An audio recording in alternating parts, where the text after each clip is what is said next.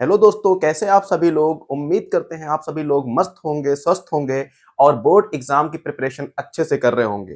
दोस्तों, आज की इस वीडियो में हम लोग करंट इलेक्ट्रिसिटी, जिसे हिंदी में विद्युत धारा के नाम से जानते हैं, उसके सभी इंपॉर्टेंट न्यूमेरिकल्स को करने वाले हैं, जो बोर्ड के एग्जाम में कई बार पूछे गए हैं और इस बार भी बोर्ड एग्जाम में आने के पूरे पूरे चांस है। तो आइए देरी ना करते हुए क्वेश्चन की शुरुआत करते हैं। तो आज का पहला क्वेश्चन है, how many electrons are there in 1 coulomb of charge. यानी हिंदी में अगर बात करें तो क्या बोला गया है 1 कूलम चार्ज में कितने इलेक्ट्रॉन्स होंगे, यानी 1 कूलम आवेश में कितने इलेक्ट्रॉन होंगे। तो देखिए यहाँ पे इसको कैसे सॉल्व करना है। सबसे पहले लिखना है यहाँ पे सॉल्यूशन और यहाँ पे गिवन क्या है, गिवन लिख लेना है और आप अपने बोर्ड की कॉपी में भी ऐसे ही करना है।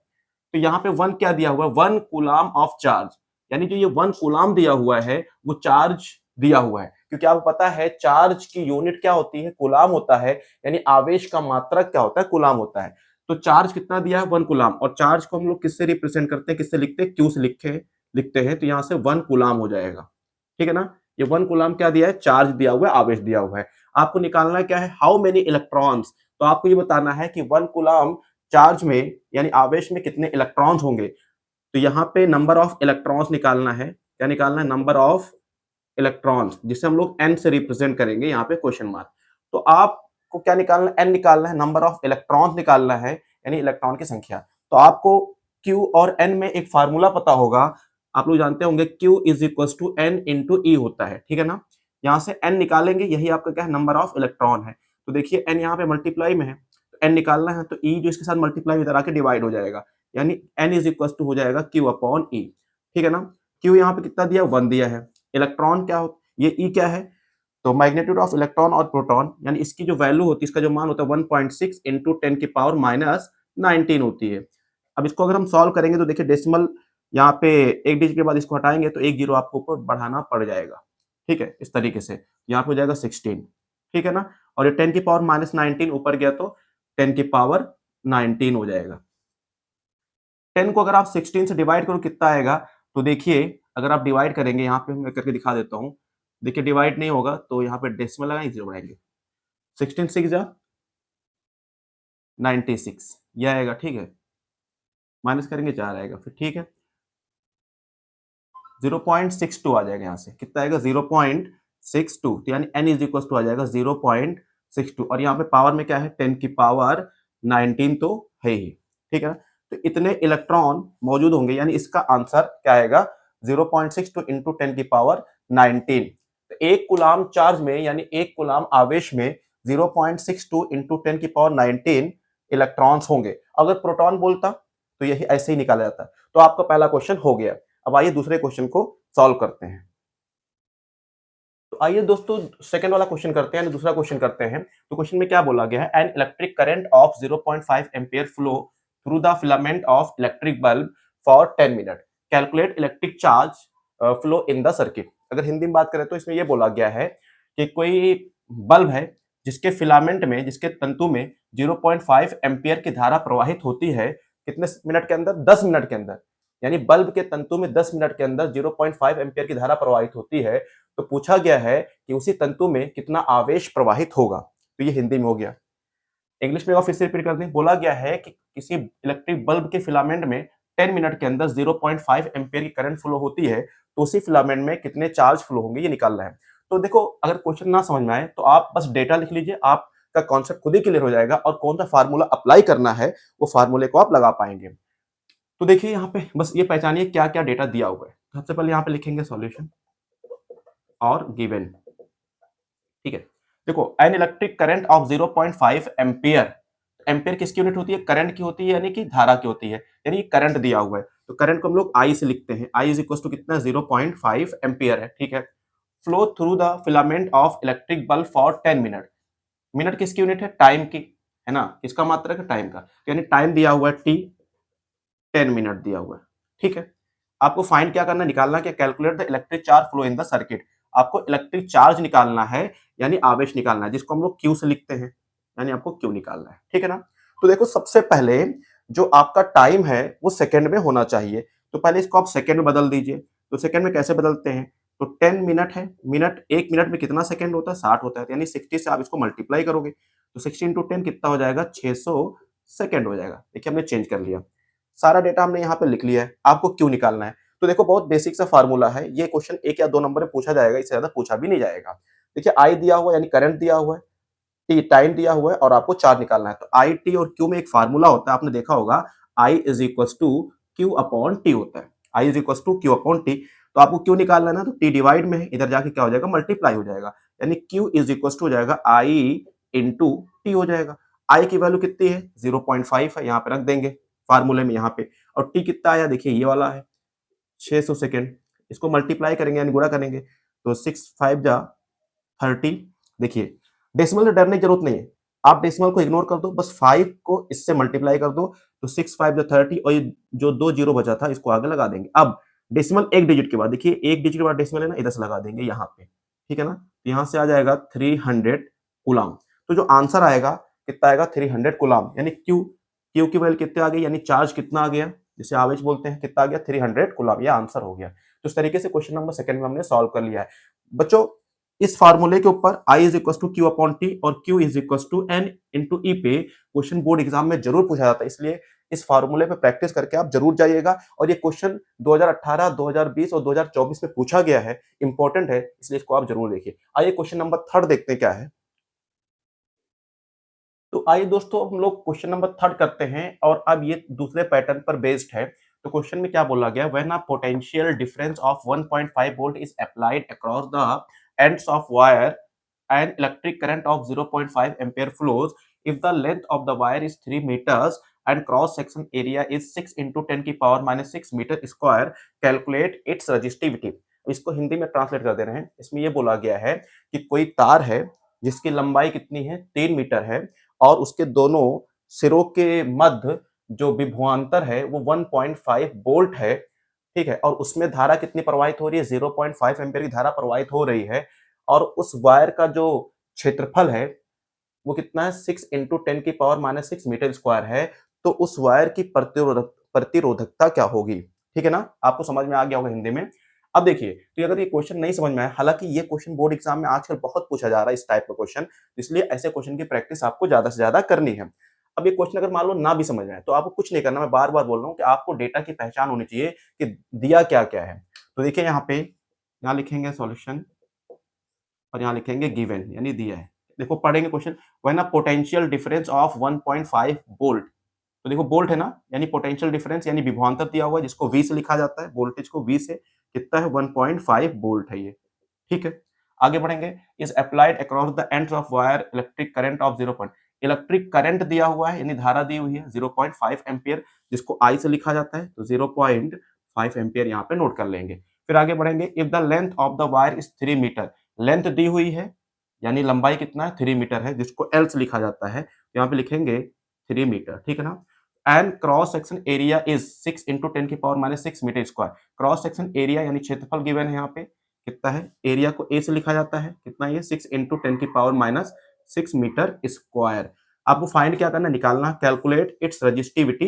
हिंदी में अगर बोलेंगे तो प्रतिरोधकता निकालना है। तो रजिस्टिविटी को हम लोग रो से लिखते हैं, यानी प्रतिरोधकता को रो से लिखा जाता है, ये आपको निकालना है क्वेश्चन मार्क। अब आपको बोर्ड एग्जाम में भी ऐसे ही करना है, अगर आप ऐसे करेंगे तो आपको इतना लिखने पे भी 1 नंबर मिल जाएगा, क्योंकि यही आपकी स्टेप मार्किंग कहलाती है। तो ऐसे आपको लिख लेना है।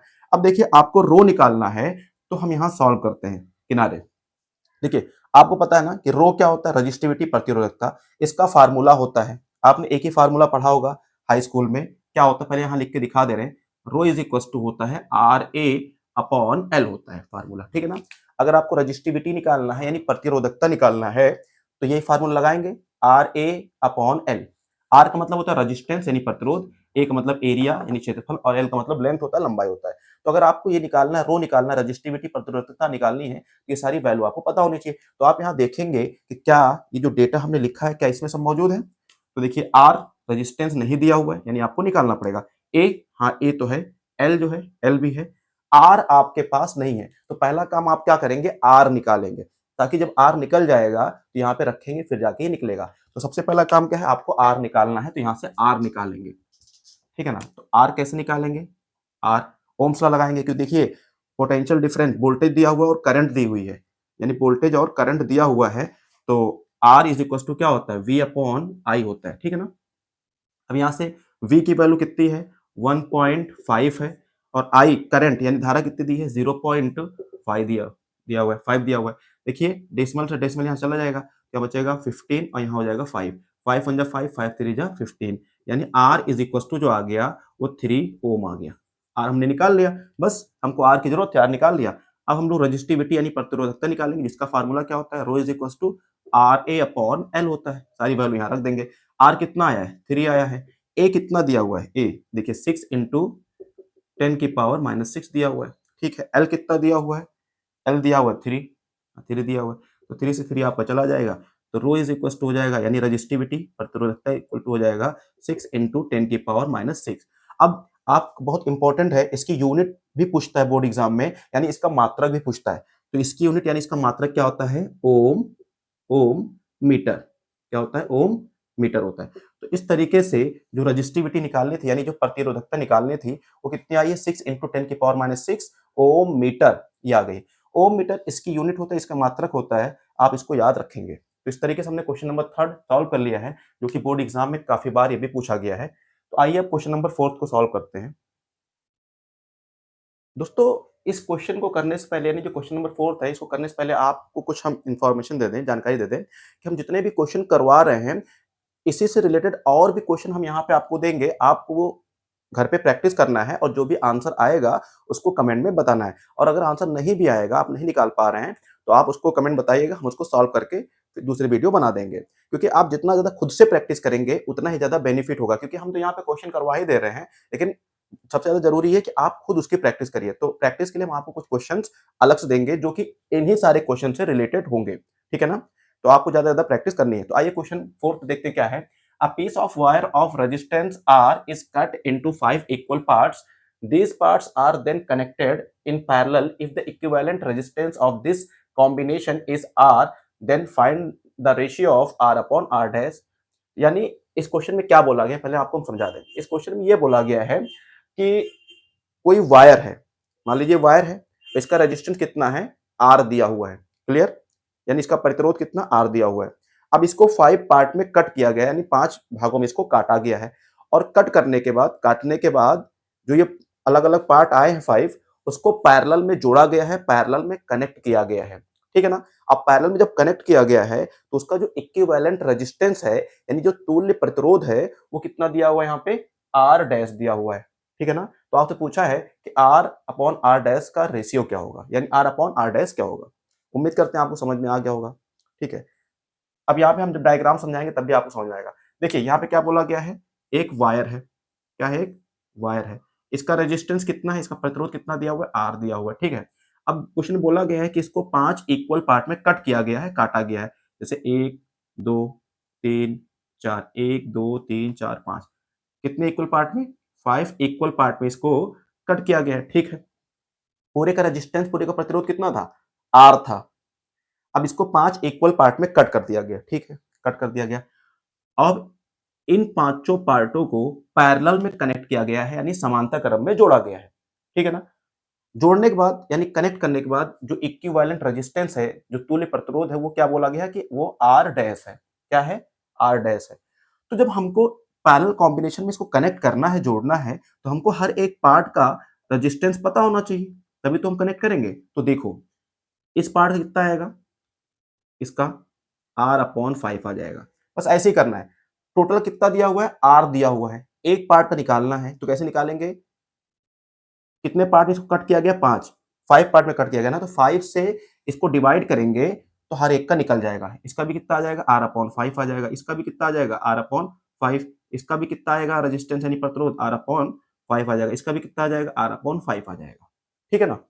जितने पार्ट में कट किए गए हैं, उसी से इसको डिवाइड करेंगे, यानी भाग देंगे, तो हर एक का रेजिस्टेंस प्रतिरोध निकल जाएगा। चलिए निकल गया। अब क्या बोला गया, इनको पैरेलल कॉम्बिनेशन में कनेक्ट किया गया है, यानी समांतर क्रम में जोड़ा गया है। तो आपको पता है कि पैरेलल कॉम्बिनेशन में, समांतर क्रम में फॉर्मूला क्या लगता है, तो 1 अपॉन R करके लगाते हैं। R इक्विवेलेंट लिखते हैं, और इक्विवेलेंट यहाँ क्वेश्चन में कितना दिया गया है, R डैश दिया गया है, यानी तुल्य प्रतिरोध कितना दिया गया, R डैश, तो यहाँ पे R डैश लिखेंगे। ठीक है, तो 1 upon R dash is equal to इसको भी 1/r में लिखेंगे, यानी 1/r/5, 1/r/5, 1/r/5 और यहाँ से 1/r/5 कितना हुआ, 4 हो गया। फिर यहीं पे 1/r/5 हो जाएगा, यानी इन सबको भी अपॉन में लिखेंगे, ठीक है। 1/r इज इक्वल टू, देखिए 5 नीचे है ना, इसके तो ऊपर चला जाएगा, तो 5/r, ये भी 5/r, यहाँ से भी 5/r, ये वाला 5/r और यहाँ से भी 5/r हो जाएगा। तो यहाँ से 1/r। अब देखिए आपका नीचे वाला जो बेस है सेम है, यानी कि डिनोमिनेटर जिसे हिंदी में हर बोलते हैं ये सेम है, तो नीचे क्या रहेगा, आर ही रहेगा। और ऊपर वाला क्या करेंगे, प्लस है तो प्लस कर देंगे, 5 + 5 + 5 + 5 + 5, ये 25 आ जाएगा, ठीक है ना।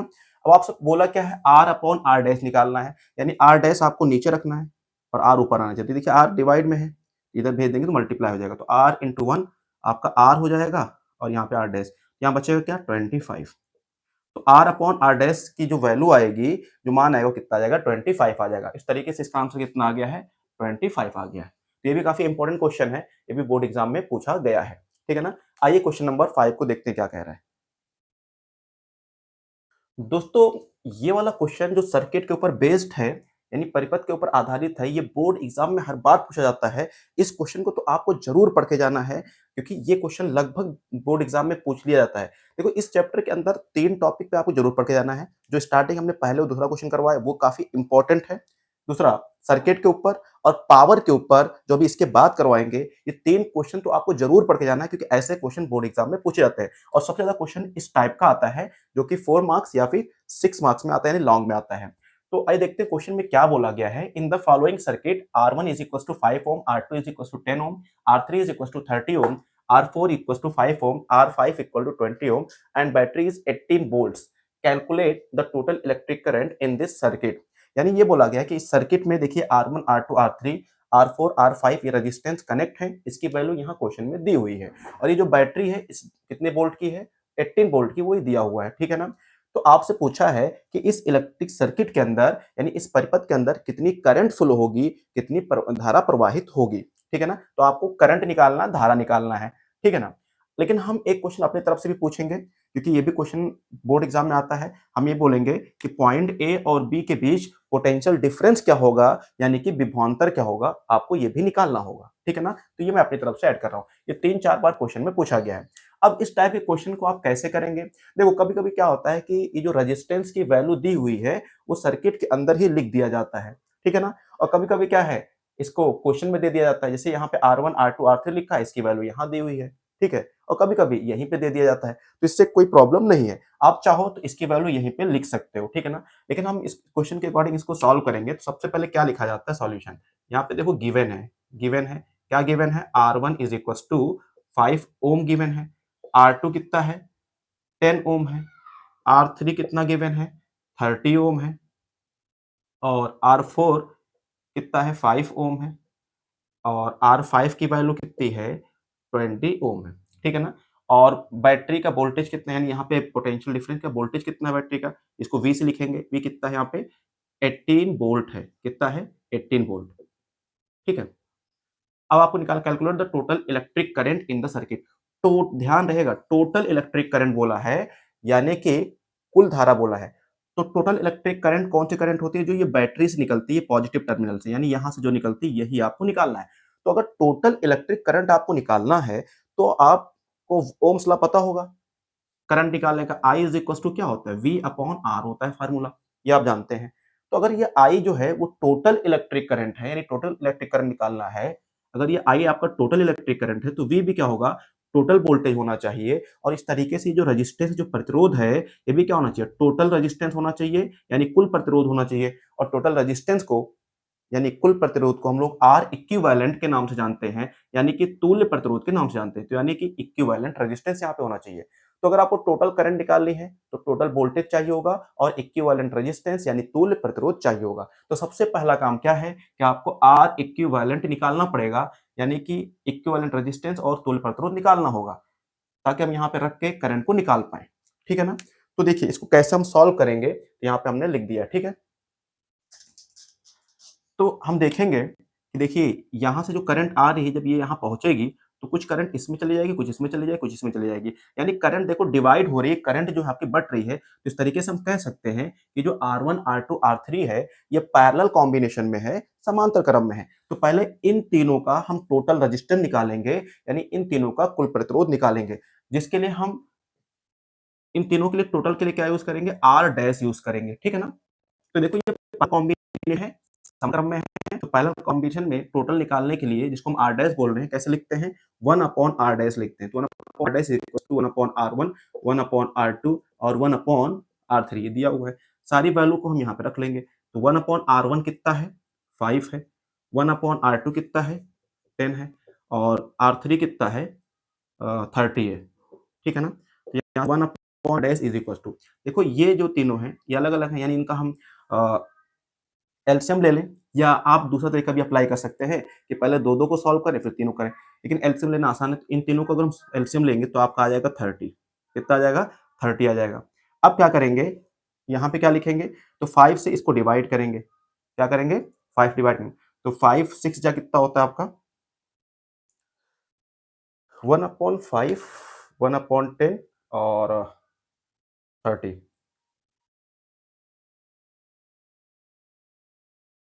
दोस्तों क्वेश्चन में एक मिस्टेक हो गई थी, तो इसीलिए हमने इसको करेक्ट किया हुआ है। देखिए यहाँ पे जो R1 5 ओम लिख दिया था, इस क्वेश्चन में हमारा 15 ओम है। एक्चुअली हम 5 ओम लेके भी इस क्वेश्चन को सॉल्व कर सकते थे, लेकिन चूँकि बोर्ड एग्ज़ाम में कई बार पूछा गया है, तो हम ये चाह रहे हैं कि सेम क्वेश्चन आपको करवाएँ ताकि अगर यही क्वेश्चन में आ जाए, तो आप फ़ौरन कर लें।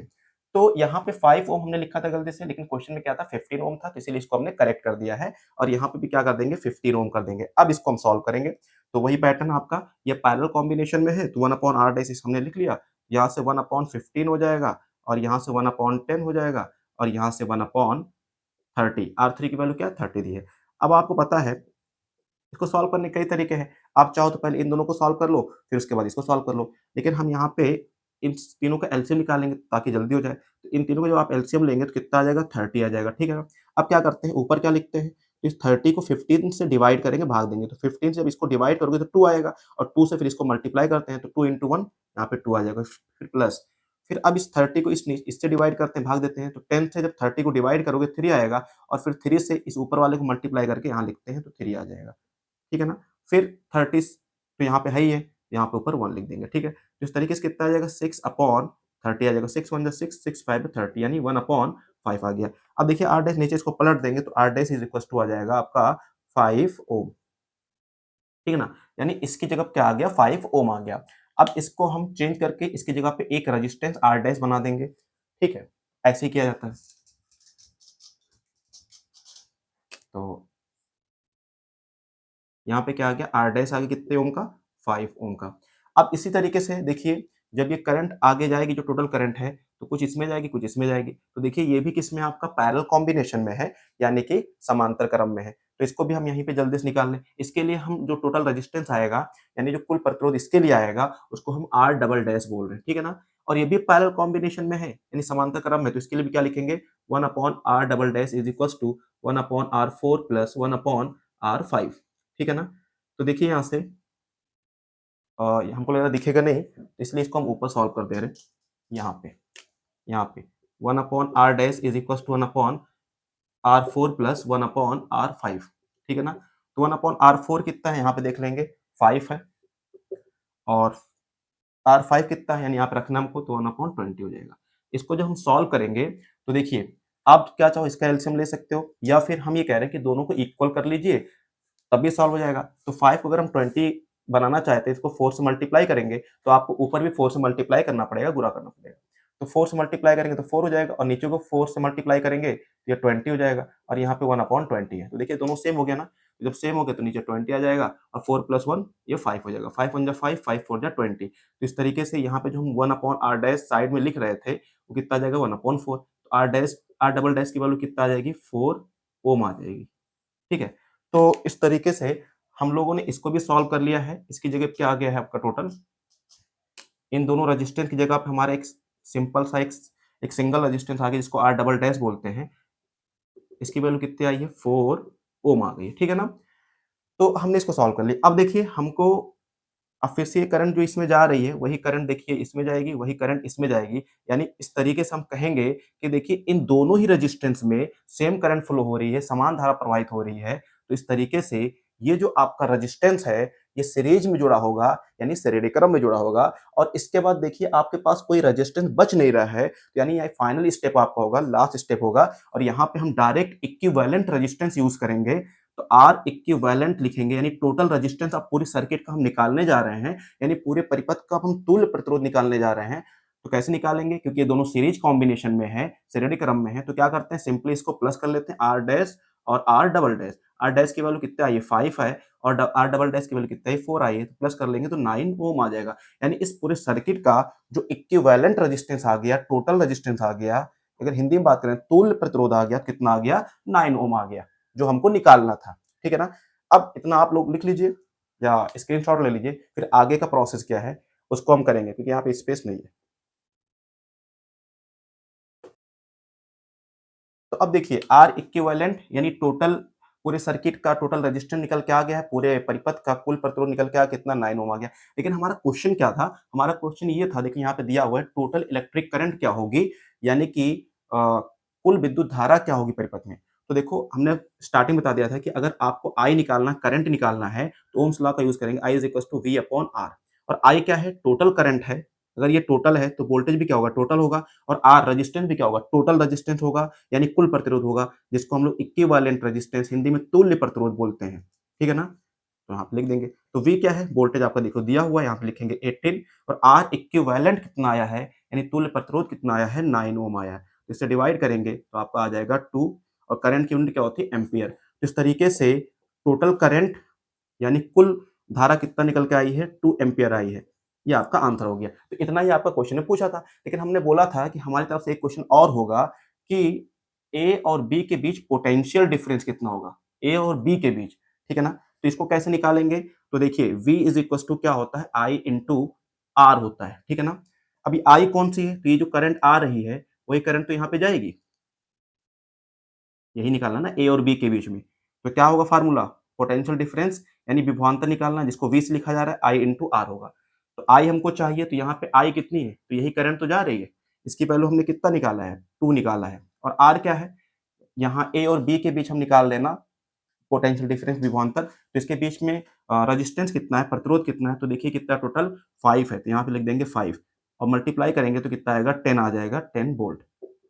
ये क्वेश्चन भी बोर्ड एग्जाम में ऐसे पूछा जाता है। तो उम्मीद करते हैं दोस्तों ये क्वेश्चन आपको अच्छे तरीके से समझ में आया होगा। अब आइए क्वेश्चन नंबर हम लोग 6 करते हैं, जो कि पावर के ऊपर बेस्ड होगा। तो दोस्तों क्वेश्चन नंबर 6 ये भी बहुत इंपॉर्टेंट है, और ये पावर के ऊपर बेस्ड क्वेश्चन है। और आजकल इस टाइप के क्वेश्चन बोर्ड एग्जाम में बहुत ही ज्यादा पूछे जा रहे हैं। यानी इससे पहले जो हमने सर्किट करवाया तो वो तो इंपॉर्टेंट था ही, लेकिन ये भी काफी इंपॉर्टेंट है। तो ऐसे क्वेश्चन की प्रैक्टिस आपको करनी है। क्वेश्चन में क्या बोला गया है, on an electric bulb to 50 volt dash 200 watt is written when connected to 250 volt means how much maximum current will flow through the bulb, also calculate resistance of the bulb। इस question में क्या बोला गया है कि आपके पास एक electric bulb है, और उस इलेक्ट्रिक बल्ब के ऊपर, ये इलेक्ट्रिक बल्ब है और इसके ऊपर क्या लिखा हुआ है, 250 वोल्ट और 200 वॉट। इसका मतलब इसका जो वोल्टेज है 250, और इस कितने पावर का है, ये वॉट किसकी यूनिट होती है, पावर की यूनिट होती है ना, शक्ति की यूनिट होती है। तो ये जो 200 वॉट लिखा हुआ है ये पावर की यूनिट है। इस पे क्या लिखा हुआ है, 250 वोल्ट और 200 वॉट लिखा हुआ है। और ये किससे कनेक्ट है, तो ये बोला गया है जो ये कनेक्ट है, ये 250 वोल्ट सप्लाई से कनेक्ट है, यानी ये बैटरी से कनेक्ट है। तो कह रहा है how much maximum current will flow through the bulb. तो इसके अंदर कितनी मैक्सिमम करंट फ्लो होगी, यानी इसके अंदर कितनी अधिकतम धारा प्रवाहित होगी। ठीक है ना? और क्या निकालना है, also calculate resistance of the bulb. और इस बल्ब का रेजिस्टेंस क्या होगा, प्रतिरोध क्या होगा, ये भी आपको निकालना है। तो 2 क्वेश्चन इसमें आपको फाइंड करने हैं, 2 क्वेश्चन आपको सॉल्व निकालने हैं। उम्मीद करते हैं आपको समझ में आ रहा होगा। क्या बोला गया, कोई बल्ब है, सबसे पहले लिखेंगे सॉल्यूशन और गिवन। ठीक है ना? तो कोई बल्ब है जिसके ऊपर क्या लिखा है, 250 वोल्ट और 200 वॉट, यानी बल्ब की पावर लिखी हुई है। तो पावर, जिसको हिंदी में शक्ति बोलते हैं, उसको पी से लिखा जाता है। कितना दिया हुआ है, 200 वॉट दिया हुआ है। ठीक है ना? वॉट किसकी यूनिट है, पावर की यानी शक्ति की। और कितने वोल्टेज कनेक्ट है तो 250 वोल्ट से, तो यहाँ से V इज इक्वल टू क्या लिखेंगे, 250 लिखेंगे वोल्ट। देखिए और भी क्वेश्चन में यहाँ पे जरूरी नहीं कि दोनों सेम हो, ठीक है ना? यहाँ पे सेम दिख रहा है, इसका मतलब ये नहीं कि आप इस V की जगह V की वैल्यू 250 लेंगे। जितने वोल्टेज से कनेक्ट है उसको यहाँ पे लेना है। तो 250 वोल्ट मेन से ये कनेक्ट है तो V की वैल्यू क्या होगी, 250 होगी। कभी-कभी क्या रहता है, मान लो यहाँ पे 100 वोल्ट लिखा हुआ है, तो आप क्या लिखोगे, V इक्वल टू 100 वोल्ट लिखेंगे, ठीक है ना? तो यहाँ पे 250 था तो V इक्वल टू 250 लिखा। How much maximum current will flow through the bulb, यानी आपको I निकालना है, करंट निकालना, धारा निकालना है। Also calculate resistance of the bulb, यानी कि बल्ब का रेजिस्टेंस क्या है, प्रतिरोध क्या है, वो भी निकालना, R निकालना है, ठीक है ना? तो देखिए आसान क्वेश्चन है, लेकिन हाँ, ऐसे क्वेश्चन बोर्ड एग्जाम में आते हैं, इसलिए ऐसे क्वेश्चन की प्रैक्टिस आपको जरूर करनी है। तो सबसे पहले हम लोग क्या निकालेंगे, रजिस्टर निकालने। रजिस्टेंस पहले क्यों निकालेंगे, क्योंकि देखिए पावर दिया है, वोल्टेज दिया है और रजिस्टेंस दिया है, ठीक है ना? आप करंट भी निकाल सकते हो, नो प्रॉब्लम, करंट भी निकाल सकते हो। देखिए P इज इक्वल टू क्या होता है, P इज इक्वल टू होता है V इंटू आई होता है। पावर वोल्टेज करंट, आप करंट पहले निकाल लीजिए, कोई दिक्कत नहीं। P इज इक्वल टू क्या होता है, V इंटू आई होता है ना? पावर फार्मूला तो ये होता है, वोल्टेज इंटू करंट, यानी विभव इंटू धारा। तो अगर यहाँ से आपको करंट निकालनी है तो देखिए V मल्टीप्लाई में है, वो इसके नीचे आ जाएगी, यानी P अपॉन V हो जाएगी। P कितना है आपका यहाँ पे, 200 है। वोल्टेज कितना है, 250 है। इससे इसको डिवाइड करेंगे तो कितना आएगा, 20 अपॉन 25, 5 5 जा 25, 5 4 जा 20, यहाँ से 4 अपॉन 5, 4 को 5 डिवाइड करोगे तो आएगा 0.8 एम्पियर। ये पहला क्वेश्चन हो गया। अब आपको रजिस्टेंस निकालना है, क्या निकालना है, रजिस्टेंस निकालना है। तो देखिए रजिस्टेंस के लिए ओम्स लॉ भी लगा सकते हैं और पावर का एक फार्मूला है, P इज इक्वल टू होता है V स्क्वायर अपॉन R, यहाँ से भी निकाल सकते हैं आप, ठीक है ना? P is equal to V square upon R, तो यहाँ से R अगर इधर भेज देंगे तो P आपका आ जाएगा, देखिए इस तरीके से V स्क्वायर अपॉन P आ जाएगा। आप यहाँ से भी निकाल सकते हैं। तो V की वैल्यू कितनी दी है, 250, स्क्वायर लगा है, स्क्वायर लगा देंगे और P कितना है यहाँ पे देखिए 200 है, ठीक है? इससे ये जाएगा, इससे ये जाएगा, तो आपका हो जाएगा R is equal to 25 into 25, ये तो होगा 625 और डिवाइड बाई 2, इसको सॉल्व करेंगे तो आएगा 312.5 ओम। यहाँ से भी आ गया। अगर आप चाहो रेजिस्टेंस निकालने के लिए, अगर आप ये फार्मूला नहीं लगाना चाहते हैं ये वाला, तो ओम्स लॉ के अकॉर्डिंग एक फार्मूला ये भी तो होता है कि V is equal to I into R होता है। यहाँ से अगर R निकालोगे तो R is equal to V upon I हो जाएगा, क्योंकि V की वैल्यू कितनी है, 200 दिया है और आई आपका ये है, ठीक है? हालांकि ये फार्मूला लगाओगे ज्यादा बेहतर होगा, ठीक है? तो इस तरीके से रेजिस्टेंस कितना आया है, 312.5 ओम। तो कितनी करंट आ गई आपकी, 0.5 एम्पियर, और रेजिस्टेंस कितना आ गया बल्ब का, यानी प्रतिरोध कितना आ गया, 312.5 ओम। इस तरीके से हमने दोनों आंसर निकाल दिया है। आइए क्वेश्चन नंबर 7 करते हैं, देखते हैं क्या है। तो आइए दोस्तों अगला क्वेश्चन देखते हैं। क्वेश्चन नंबर 8 में क्या बोला गया है, a resistor of 4 ohm produce 400 joule of heat per second, find potential difference across the resistor and the current through it, ठीक है ना? इसमें क्या बोला गया है, एक रजिस्टर है, कितने ओम का है, 4 ओम का है, और इससे 400 जूल हीट प्रोड्यूस होती है एक सेकंड के अंदर। 400 जूल प्रोड्यूस होती है पर सेकंड, मतलब एक सेकंड के अंदर। तो आपसे बोला गया है कि रजिस्टर के अक्रॉस पोटेंशियल डिफरेंस क्या होगा, यानी आपको V निकालना है, कैपिटल V, और इसमें करंट कितनी फ्लो हो रही है वो भी निकालना है। अगर हिंदी में बात करें तो यहाँ बोला गया है कि एक प्रतिरोधक है जिसका प्रतिरोध कितना है, 4, ठीक है ना? 4 ओम है और इससे हर सेकंड, प्रति सेकंड, पर सेकंड मतलब प्रति सेकंड 400 जूल उष्मा उत्सर्जित होती है। तो इस प्रतिरोधक के दोनों सिरों के बीच विभवांतर कितना होगा वो निकालना है, और उसमें कितनी धारा प्रवाहित हो रही है वो निकालना है, ठीक है ना?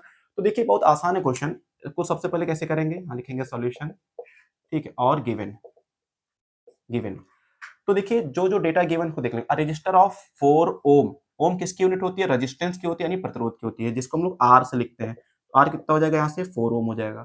प्रोड्यूस 400 जूल ऑफ हीट, यानी हीट कितनी प्रोड्यूस हो रही है, उष्मा कितनी उत्पन्न हो रही है, 400। तो हीट को हम लोग, यानी उष्मा को हम लोग एच से लिखते हैं, और कितनी है ये, 400 जूल है, जे मतलब जूल हो जाएगा। कितने सेकंड में, पर सेकंड, पर सेकंड मतलब एक सेकंड, जहां पे भी पर सेकंड आए यानी प्रति सेकंड आए तो उसका मतलब होता है एक सेकंड। यहाँ पे टी कितना दिया हुआ है, एक सेकंड दिया हुआ है, ठीक है? फाइंड पोटेंशियल डिफरेंस आपको पोटेंशियल डिफरेंस निकालना है, यानी विभवांतर निकालना है, जिसको हम लोग V से लिखते हैं क्वेश्चन मार्क, और क्या निकालना, and the current through it, current निकालना है यानी कि धारा निकालनी है, जिसको I से लिखते हैं क्वेश्चन मार्क। ठीक है, अब इसको हम लोग सॉल्व करेंगे। तो देखिए यहां से आप H दिया हुआ है, R दिया हुआ है, ठीक है, T दिया हुआ, आपको V निकालना और I निकालना है। तो देखिए सबसे पहले हम लोग I निकालें, क्यों निकालेंगे I? क्योंकि I अगर हमको निकालना और H गिवन है, R गिवन है, T गिवन है, तो इसमें और इसमें हमको एक फार्मूला पता होता है, क्या होता है, H equals to I square R T, ये होता है ना फार्मूला, आपको पता है, हीट का फार्मूला होता है आई स्क्वायर आर टी, ठीक है ना। अब यहाँ से अगर हमको आई निकालना है तो देखिए आर टी मल्टीप्लाई में है, इधर जाके क्या हो जाएगा, डिवाइड में हो जाएगा, यानी कि आई स्क्वायर अगर निकालना है तो आर टी देखिए मल्टीप्लाई में है, गुणा में, इधर आके क्या हो जाएगा, डिवाइड में हो जाएगा, भाग हो जाएगा, एच अपॉन यहाँ पे आर टी लिख सकते हैं हम लोग, ठीक है ना। अब देखिए आई के ऊपर स्क्वायर है और हमको सिर्फ आई निकालना है, तो इस स्क्वायर को हम इधर भेजेंगे, ये आपका रूट में बदल जाएगा, यानी आर टी हो जाएगा। यहाँ से i इज इक्वल टू, सारी वैल्यू यहाँ पुट कर दीजिए, h कितना दिया हुआ है, 400 दिया है, तो h की जगह पे 400 लिखेंगे, r कितना है यहाँ पे, r दिया है 4 और t कितना है 1 है, ठीक है। तो यहाँ से अगर हम इसको सॉल्व करेंगे तो i इज इक्वल टू, देखिए 4 इंटू 1 4 ही होता है, तो 4 से ये चला जाएगा, बचेगा आपका 100, यहाँ से 100 और नीचे 1, तो 1 100 को 1 डिवाइड करो 100 आएगा, 100 का रूट कितना होता है 10 होता है, यानी वर्गमूल कितना होता है 10, तो इसका आ जाएगा 10 एम्पियर, यानी करंट कितनी निकल के आ गई, 10 एम्पियर निकल के आ गई। यहाँ से लिखेंगे I is equal to 10 ampere, यानी रजिस्टर में, प्रतिरोधक में जो धारा प्रवाहित हो रही, करंट फ्लो हो रही है, वो 10 एम्पियर हो गई, ठीक है। उम्मीद करते हैं आपको ये क्वेश्चन, पहला क्वेश्चन समझ में आ गया होगा। अब आपको V निकालना है, तो सिंपल सी बात है, जब हम I निकाल चुके हैं, R दिया हुआ है, तो V निकल जाएगा, क्योंकि V इज इक्वल टू क्या होता है, V इज इक्वल टू होता है I इंटू R, I हमने निकाल दिया है, कितना आया 10 है, और R कितना दिया है 4 दिया हुआ है, यहाँ रख देंगे, तो 10 इंटू 4 कितना होता है 40 ओम हो जाएगा, सॉरी 40 वोल्ट हो जाएगा। तो पोटेंशियल डिफरेंस यानी विभवांतर कितना आ गया, 40 वोल्ट आ गया। तो इस तरीके से देखिए ये क्वेश्चन भी काफी बार 3-4 बार बोर्ड एग्जाम में पूछा गया है, और ऐसे क्वेश्चन के पूछे जाने के चांसेस इस बार भी एग्जाम में है, तो इसलिए ऐसे क्वेश्चन की प्रैक्टिस आपको ज्यादा से ज्यादा करनी है। देखिए दोस्तों, इसी टाइप के क्वेश्चन आते हैं, जैसे यहाँ पे आपको करंट बोला है, पोटेंशियल बोला है, हो सकता है कहीं पावर पूछ लेगा, पावर अगर निकालना हो तो क्या दिक्कत है, P इज इक्वल टू क्या होता है, V इंटू आई होता है ना, तो आपने I निकाल लिया, V निकाल लिया, दोनों को मल्टीप्लाई कर देंगे, पावर निकल के आ जाएगा, इसमें कोई प्रॉब्लम वाली बात नहीं है। अब आइए क्वेश्चन नंबर 9 देखते हैं, वो क्या है।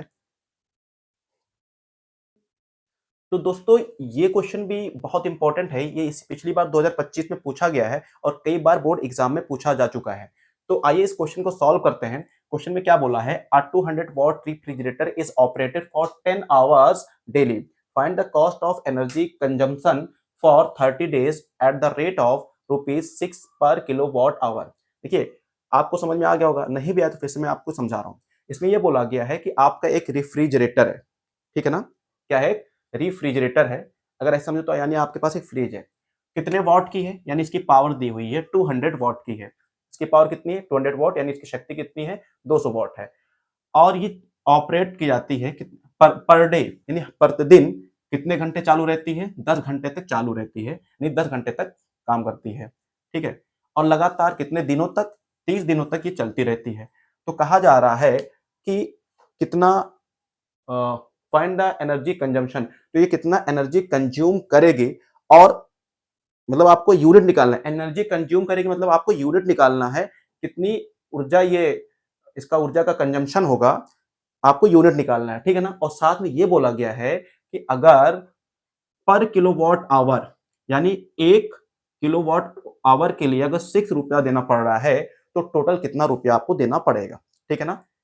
फिर से बात समझा दें, आपके पास एक रेफ्रिजरेटर है, उसकी पावर कितनी है 200 वॉट है, यानी उसकी शक्ति है 200 वॉट है, और पर डे यानी हर दिन 10 घंटे तक चालू रहती है, ठीक है ना। तो अगर ये ऐसे ही 30 दिनों तक चालू रहे तो कितनी यूनिट लाइट की बिल आएगी, यानी वो कितनी एनर्जी कंज्यूम करेगी, अगर हिंदी में बात करें तो कितनी यूनिट आएगी, यानी आपको कुल मिला जुला के यूनिट निकालना है, ठीक है।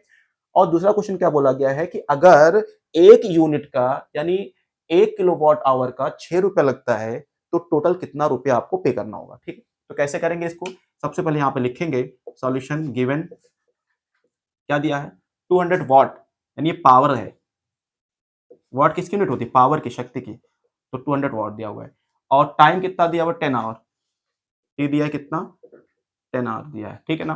और कंज्यूमर 30 और डे कितना है, डे कितना है, डी से डे होगा कितना 30 डेज, ठीक है ना। अप्लायंस एक ही तो है, 200 वॉट रेफ्रिजरेटर, अप्लायंस कितना है, यानी एक ही तो रेफ्रिजरेटर है जिसको हम लोग एन से लिखते हैं, किससे लिखेंगे, एन से लिखेंगे, एक रेफ्रिजरेटर है, ठीक है ना। आपको निकालना क्या है, एनर्जी कंजम्पशन, शॉर्ट में लिख दे रहे हैं एनर्जी कंजम्पशन, जिसको यूनिट भी बोला जाता है, यानी यूनिट निकालना आपको, एनर्जी कंजम्पशन यानी ऊर्जा का अवशोषण बोलेंगे हिंदी में, यानी यूनिट निकालना है। और साथ में टोटल कॉस्ट, टोटल कॉस्ट भी निकालना है, यानी टोटल कितना रुपया आपको देना पड़ेगा वो भी निकालना है, ठीक है ना। तो यूनिट कैसे निकाला जाता है, यानी एनर्जी कंजम्पशन निकालना है जिसको यूनिट बोल रहे हैं, कैसे निकालते हैं, वो सिंपल सा फार्मूला है, लिखते हैं N into P into T into D upon 1000, ठीक है ना। यूनिट निकालने का यानी एनर्जी कंजम्पशन, ऊर्जा का अवशोषण कैसे हो, कितना होगा, उसका निकालने का फार्मूला, यूनिट निकालने का फार्मूला क्या, N P T D upon 1000। N क्या है, नंबर ऑफ अप्लायंस, यानी कितना कितना यहाँ पे है, तो देखिए रेफ्रिजरेटर कितना एक ही तो है, तो यहाँ पे n की जगह क्या रखेंगे, 1 रखेंगे। पावर कितनी इसकी दी है, 200 दिया हुआ है। टाइम कितना है, 10 आवर है। डे कितना है, 30 है। और नीचे हम लिख देंगे 1000। तो देखिए 1 2 3 जीरो नीचे, 1 2 3 ऊपर कैंसिल हो जाएगा, तो क्या बचेगा, ऊपर 1 बचेगा, 2 बचेगा, 10 और 3 बच जाएगा, है ना। 3 10 2 और 1 कितना हो जाएगा, 10 इंटू 3 30, 32 जा 60, 61 जा 60, यानी यहाँ पे कुल आ जाएगा, कितनी यूनिट आ जाएगी, 60 यूनिट आ जाएगी। या बोल सकते हैं ये एनर्जी है तो इसकी यूनिट क्या होती है, किलोवाट आवर्स, ठीक है। एनर्जी कंजप्शन निकालना तो एनर्जी की यूनिट क्या होती है, किलोवाट आवर्स होती है यहाँ पे, तो यू 60 यूनिट या किलोवाट आवर्स इतना आ गया एनर्जी कंजप्शन या यूनिट, ठीक है। पहला क्वेश्चन आपको हो गया। अब इसने बोला कि अगर 1 किलोवाट का 6 रुपया है तो टोटल कितना रुपया आपको देना पड़ेगा। तो टोटल कॉस्ट आपका हो जाएगा, टोटल कॉस्ट यानी टोटल कितना रुपया देना पड़ेगा।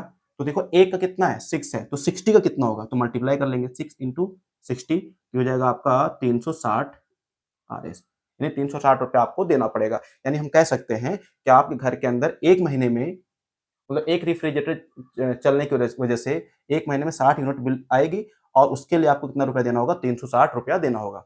तो दोस्तों ये सारे इंपॉर्टेंट क्वेश्चन हमने यहाँ पे कर लिए हैं। उम्मीद करते हैं कि आपको ये सारे क्वेश्चन समझ में आए होंगे। अब आपसे एक रिक्वेस्ट है कि इसके ऊपर जितने भी इस टाइप के जितने भी क्वेश्चंस हैं, इसकी प्रैक्टिस आपको ज़्यादा से ज़्यादा करना है, चाहे वो सीबीएसई बोर्ड के बच्चे हों, आईसीएसई के हों या यूपी बोर्ड के हों या किसी भी बोर्ड के हों, यहाँ से क्वेश्चन आने के चांसेस बहुत ज़्यादा होते हैं। आपके बुक में जो भी बोर्ड एग्जाम में क्वेश्चन आए उनकी प्रैक्टिस आप ज़्यादा से ज़्यादा करिए। और एक आपसे रिक्वेस्ट है कि अगर आपको ये वीडियो अच्छी लगी है तो प्लीज़ ज़्यादा से ज़्यादा शेयर करें और चैनल को सब्सक्राइब कर दें और लाइक भी कर दें। Thank you.